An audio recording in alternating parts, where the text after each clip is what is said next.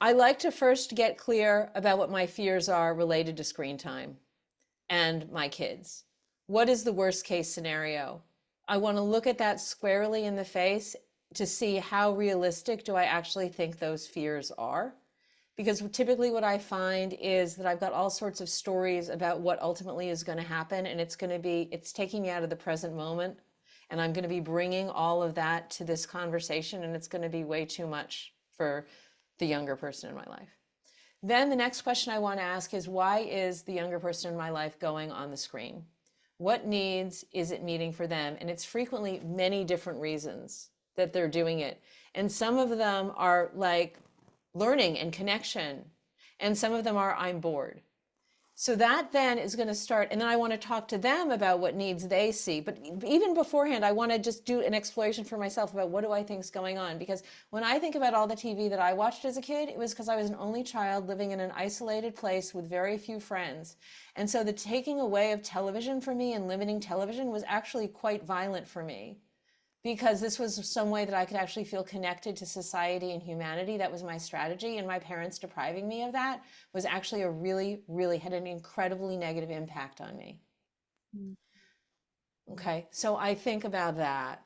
And then it's time to have a conversation with the younger person and to explain to them that in these conversations, frequently there's confusion because they think that this is actually a power struggle between the older person and the younger person, when in fact there's a third entity and it's a struggle with the screen. And it's actually the screen that they're fighting.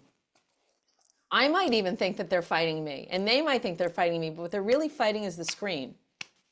And do they really want a screen having that kind of power over their lives? And this starts laying seeds when this is how it rolled out in my family, where my own son, I shared this with him, like what sort of, as an open question, not that we were going to solve it that day, but I said, are you aware that you can't trust your yes to the screen because you can't trust your no to it? And a few weeks later, I said, oh, I noticed you haven't been playing that video game. He said, oh, yeah. He said, well, because school's starting and they're doing a new release. And I know when that new release happens, I get caught up in it and I can't stop. And I don't want that in my life for the first week of school.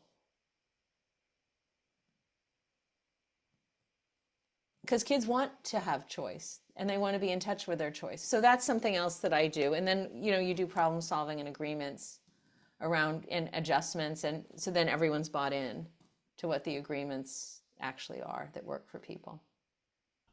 Me again. If you enjoyed this video and would like to find out more about how to apply what I just discussed in your own family, you might want to get a free conflict prevention jumpstart kit. The details are in the description of this video.